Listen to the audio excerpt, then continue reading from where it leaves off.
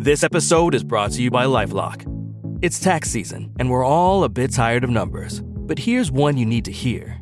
$16.5 billion. That's how much the IRS flagged for possible identity fraud last year. Now here's a good number.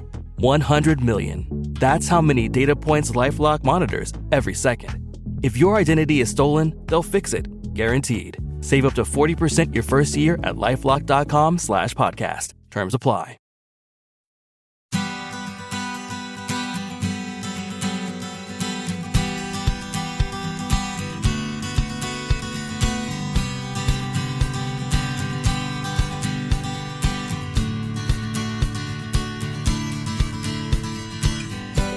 Welcome to the Parent Footprint Podcast with Dr. Dan.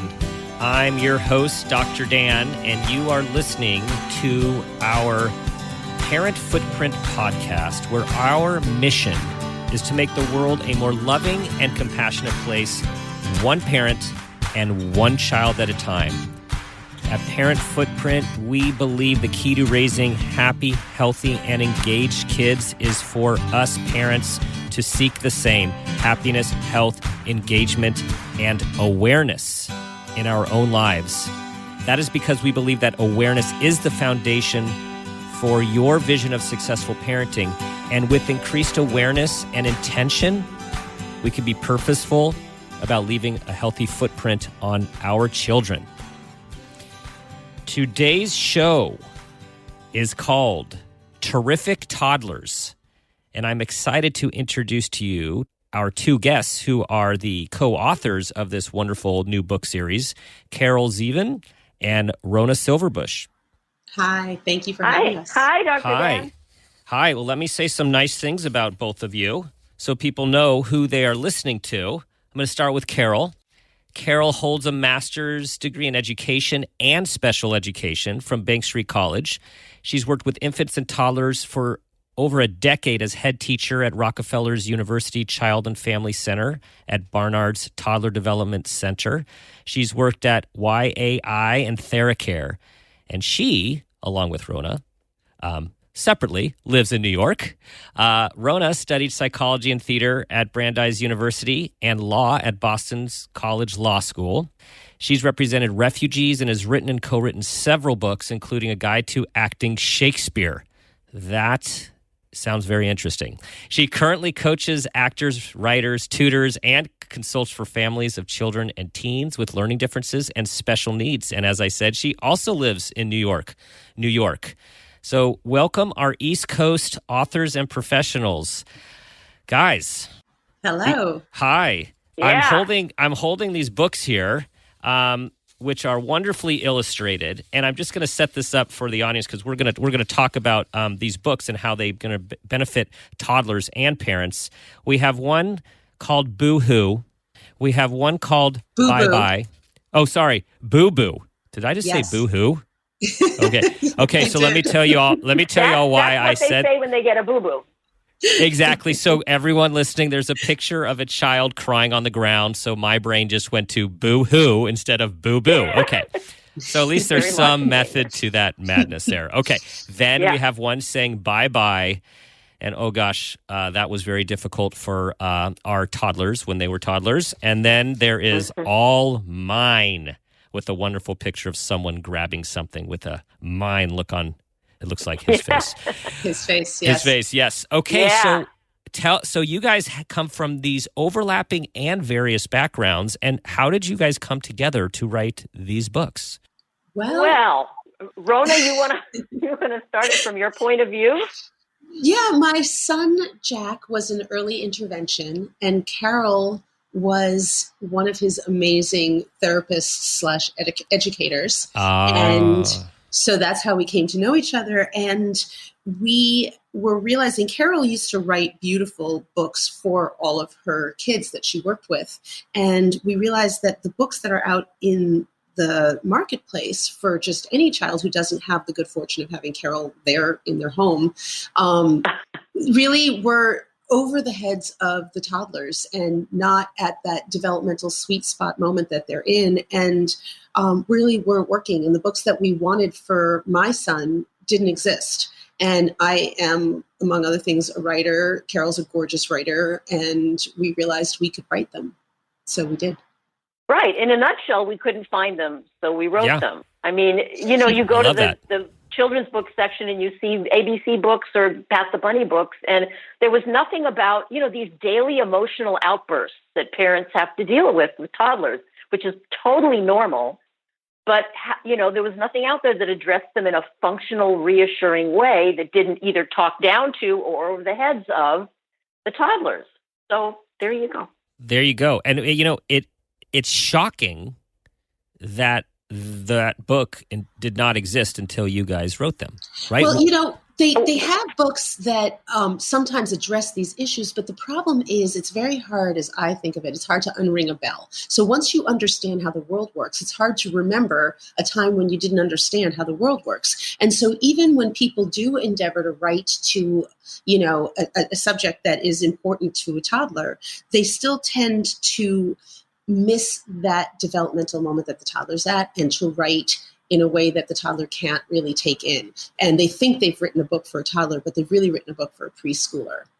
And so that was the problem. So there are some books in the marketplace about these issues, but they're really written to an older child, even when they say they're written to a toddler. So how do you... Yeah, go ahead. Go ahead. No, I was just going to say toddlers tune out very quickly. So you have to use very few words, and those few words have to be very pointed right at them. And the illustrations have to be very clear so they don't, their eyes don't swim back in their head. I mean, exactly. It's a very specific, right? Yeah. And what I'm thinking about is we had a prior guest who used here was the formula. You have 1 minute of attention span per year the child has been on Earth. Whether it's a 2-year-old or a 15-year-old, that's how long you have to talk to that human.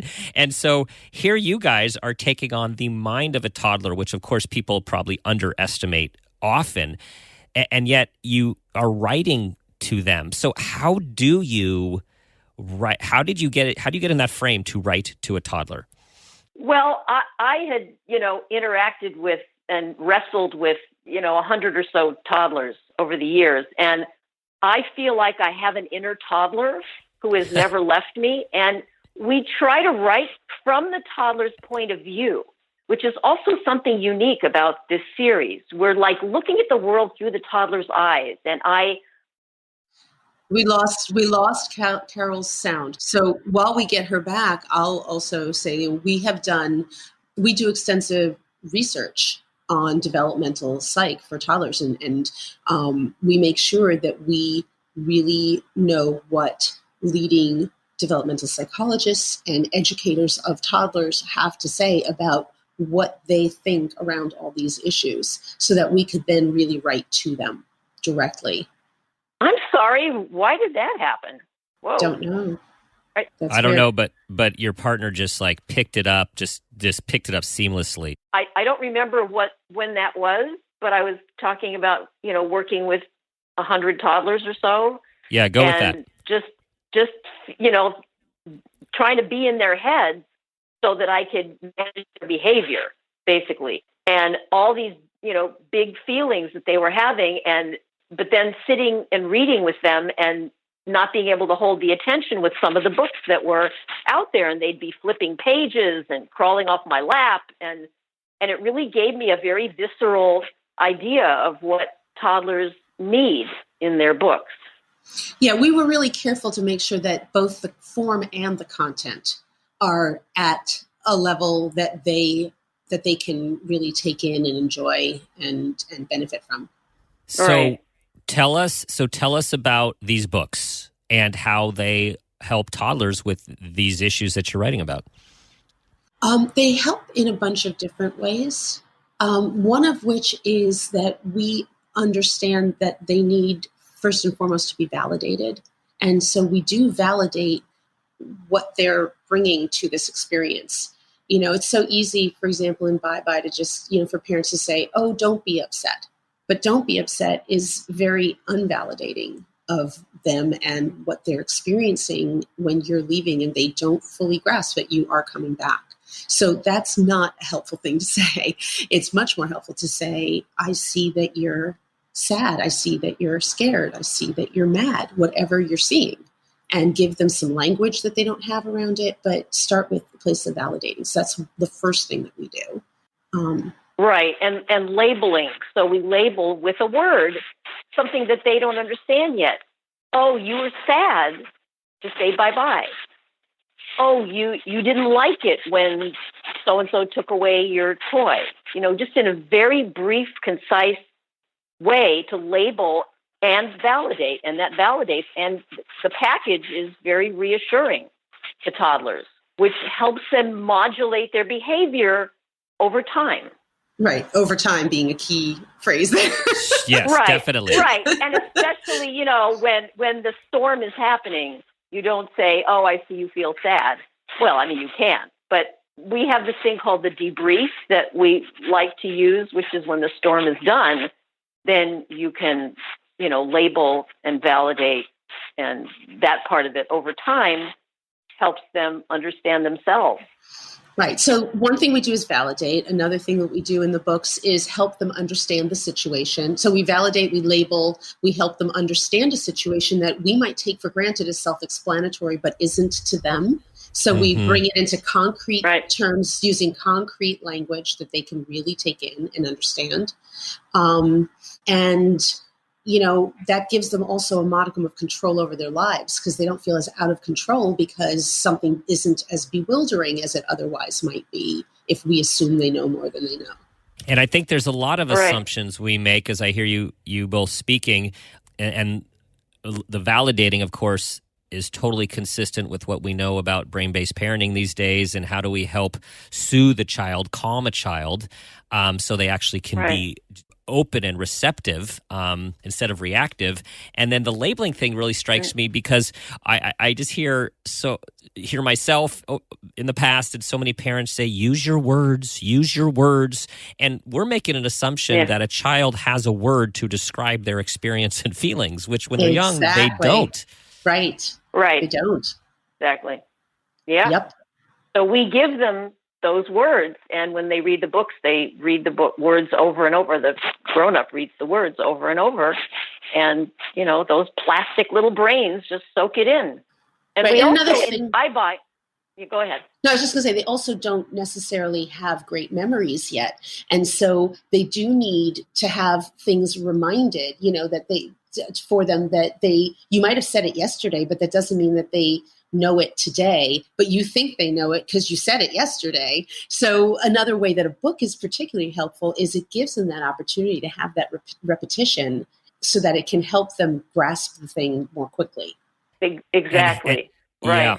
And how have you seen, how do these then, they're written obviously for terrific toddlers, but then as we all know, it's us parents that have so much responsibility and, for lack of a better word, power and in how our kids are shaped and learn. And so how do you find the impact on parents? Well, our overarching goal was always to help the children by helping their parents. Mm-hmm. And we help the parents understand their children, and that helps them with their own emotions so that they can manage their children more easily, right? I mean, we in the end of every book, as you probably noticed, is notes to parents and caregivers. And in those notes, we give some developmental information about toddlers, explaining why they do things the way to help the parents understand themselves and their children, and it just makes things easier, we think. Right. So in the story is for the toddler, but what happens in the story, what we've layered in, is really good modeling for the parents, and so then that helps them when they read the back notes, the notes at the end. That helps them see how it played out in the story, but the end notes give them greater context and more insights that can be, they also feel better because they have more.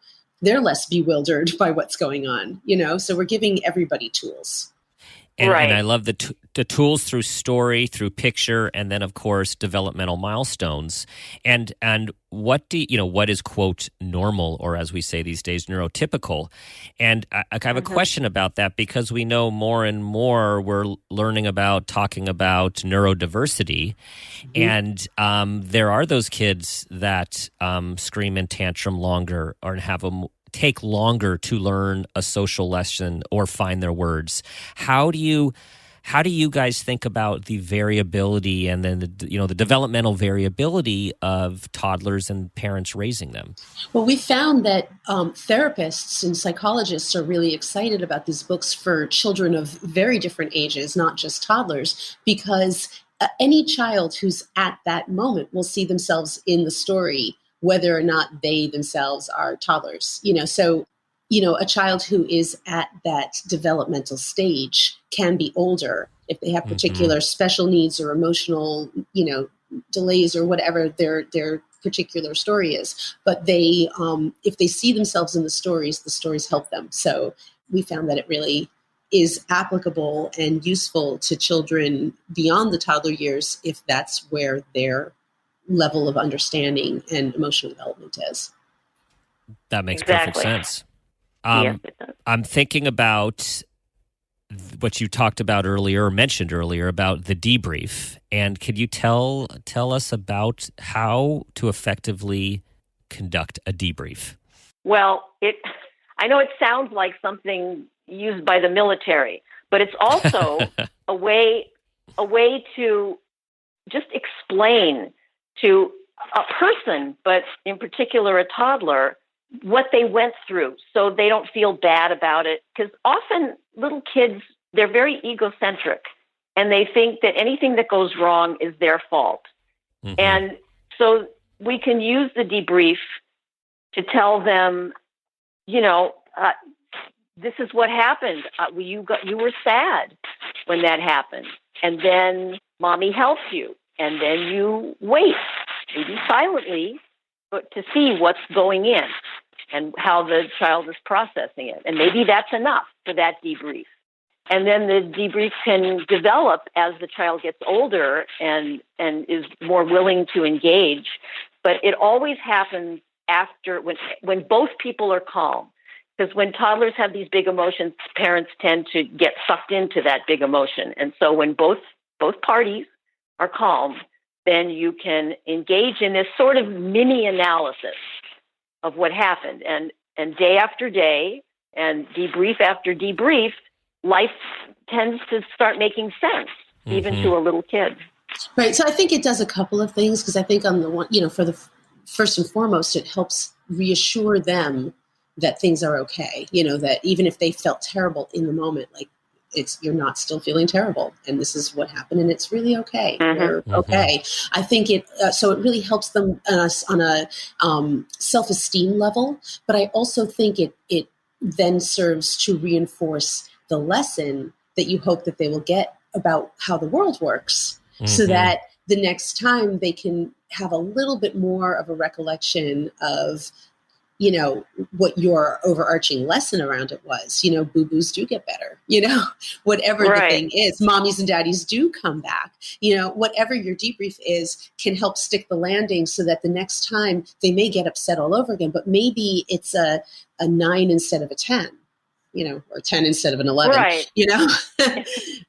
And I love the concept of how the world works. And I find that's something I talk about in my counseling office daily with people of all ages who are trying to make sense of things that aren't making sense or aren't fair or not right. And so this idea of how does the world actually work, I just find so valuable. And as you guys are pointing out, we need to start teaching our kids about it at the beginning, the very beginning. Right. And one of the things they learn over time as the debriefs go on and they start is that feelings come and go. They feel like so huge and overpowering, but they come and go. They're not there now. Oh, there's one. Oh, now it's gone. They get a sense of the ebb and flow of emotions, so they don't feel dangerous or stressful. Right. And that's huge. And then the other thing is that they come to also take the debrief in as something that helps them, and they know that. And so my son is 15, and he brings up the opportunity to debrief. He doesn't wait for me. And we may debrief around something several times in several different ways at different times, but he's bringing it up to me to debrief if I haven't already brought it up to him. And it helps. It helps you trained him in his early years. Yeah. Well, we have. Carol's part of my intrinsic part of my village. So yes. Yeah. Jack has an extended family. Yeah. He does. Lucky him and lucky me. Okay. So we need to talk about the book All Mine, because rumor has it that the title might not represent what people think it might represent. Right. Or it might. Or it might. So what's this mystery? Yes, it depends on the toddler. So tell us about this particular book in the series. Well, toddlers, they have a lot of things going on developmentally that prevent them from understanding others' wishes, and their selfhood is just emerging, and they have trouble, differentiating their self from others and from the objects they're holding on to. And so the issue we grappled with in the book is whether they should be forced, if somebody wants something that they have, should they be forced to, share and give it away? And we said no, because they're not developmentally ready, basically. Right. And so what you say instead, what the teacher in the story says is, she's still using it. Tell him I'm still using it. So you protect the ownership of the child who the grabber is trying to grab away from. And the grabbee has rights. But so does the grabber. And when she's finished, you can use it. And the whole book is kind of like that. It blows some people's minds, but really it's just normal good boundaries, good, The thing is, behavior. Though, parents assume, again, that a toddler, because they walk and they talk, that they're further along than they really are in terms of their development of self and of concepts of, other, and even things about object permanence or about time. I mean, they just don't have a lot of concepts that you have to have in place before you can understand the notion of sharing.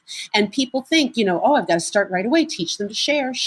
But share is a meaningless gobbledygook word if you are a toddler. You can't understand share. And you're still figuring out that you are not the other person and that you are yourself. And one way you test that is by saying mine.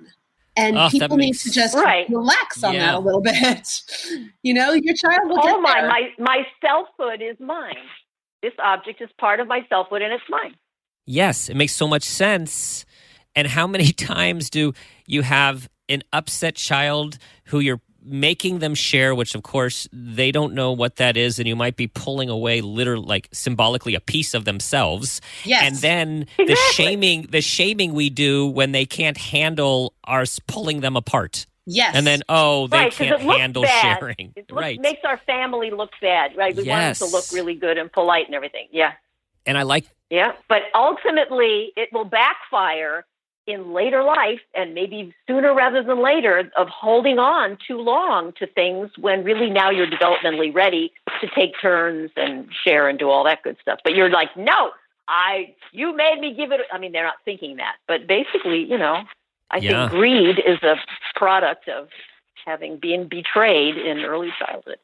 That's just my personal. And parents get very upset because they just think that, they've been taught sharing is caring. But you've got to wait till your kid can grasp it. You would never tell a 4-month-old, let go of that rattle and give it to another baby. We understand that they're not there, but we still need to help parents understand that even their toddler is not quite yet there. They're an ambulatory baby in some ways. They're just not ready yet.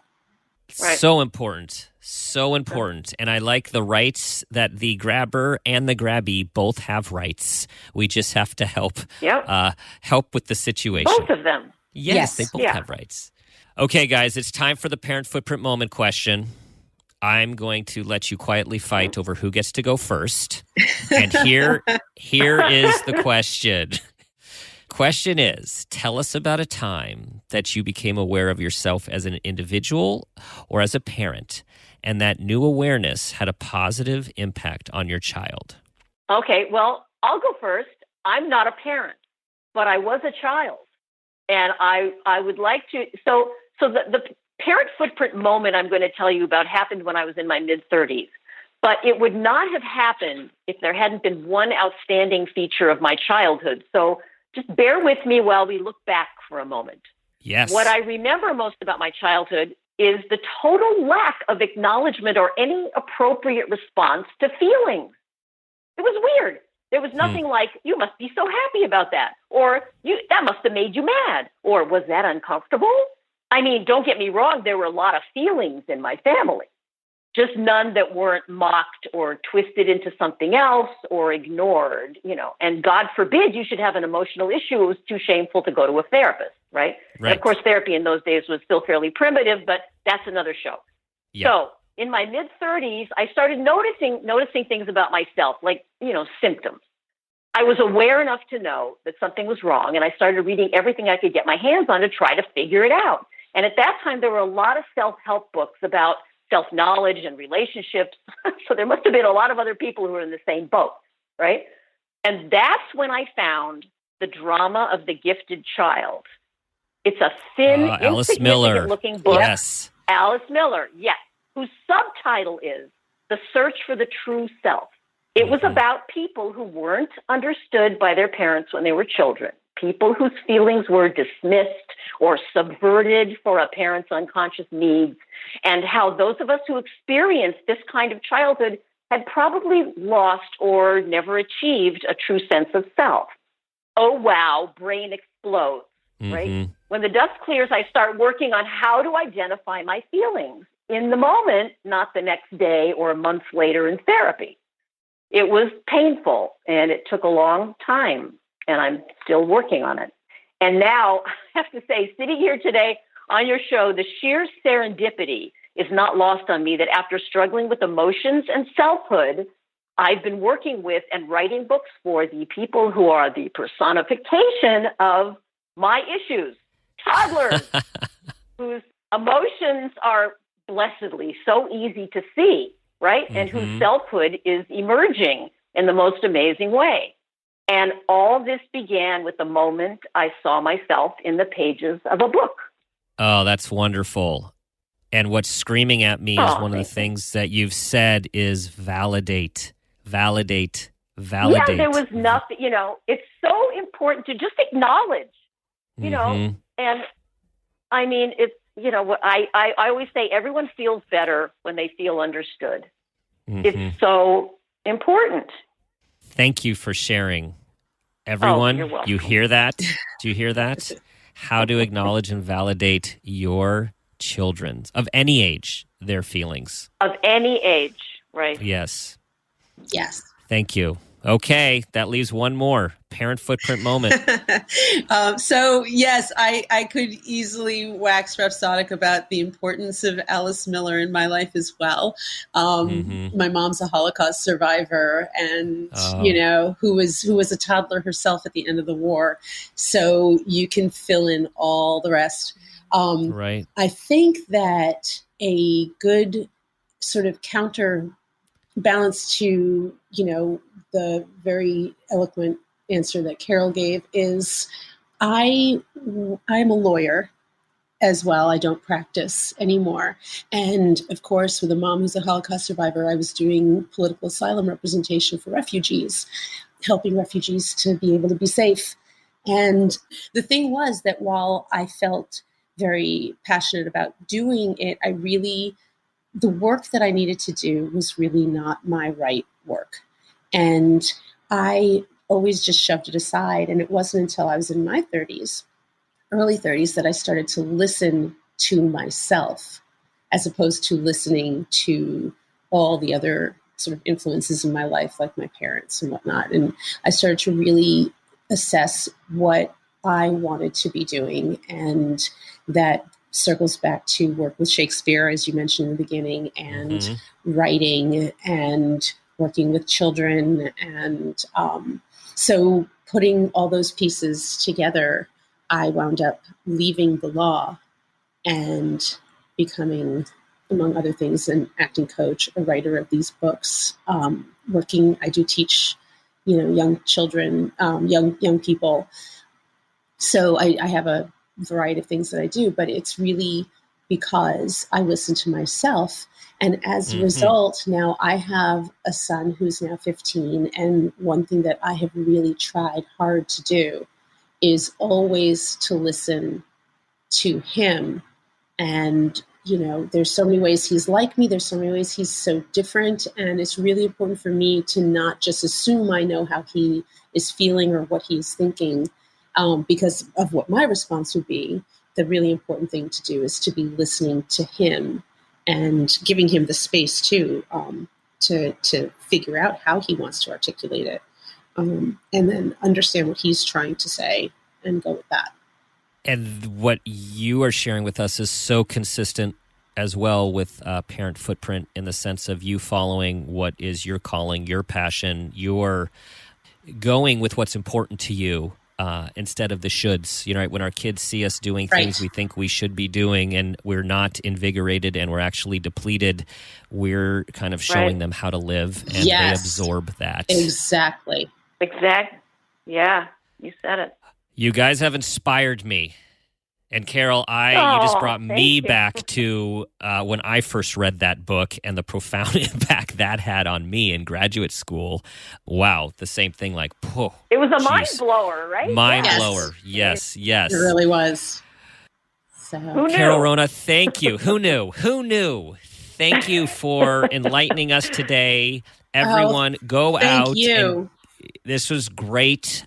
Go check out the Terrific Toddlers series, and there are messages in there for us adults as well. I've become back in touch with my toddler self just by hearing this. Yay! I've been processing my being a parent of toddlers, and maybe a few things we did right, and maybe a few things we should have done a little differently. But this is all grist for the mill for us to be the best humans we can be. You guys, tell us where people can continue to follow your work. Well, the books are We have a website. Yep. Oh, go ahead. No, I was just going to say the books themselves are on Amazon, and we are just commencing work on books 4, 5, and 6, which will hopefully be out in the next year. So that's something else to look forward to. There's more to come. And we do have a website. And if you need for more information about the books and the background and philosophy and all that, TerrificToddlersBookSeries.com. That is the website. Yes. Okay. Yes. All right, everyone. That concludes our show for today about terrific toddlers. And this also has to do with terrific parents and terrific humans. And to all of us who are doing our best every day in our multiple roles, remember, try to be the person you want your child to become. Focus as much as possible on your own vision of successful parenting, whatever that means to you, and be intentional about what you are trying to accomplish with your kids. Enjoy them, enjoy yourself, maximize your passion and interests, and as always, think about the question I ask myself daily: what footprint do you want to leave?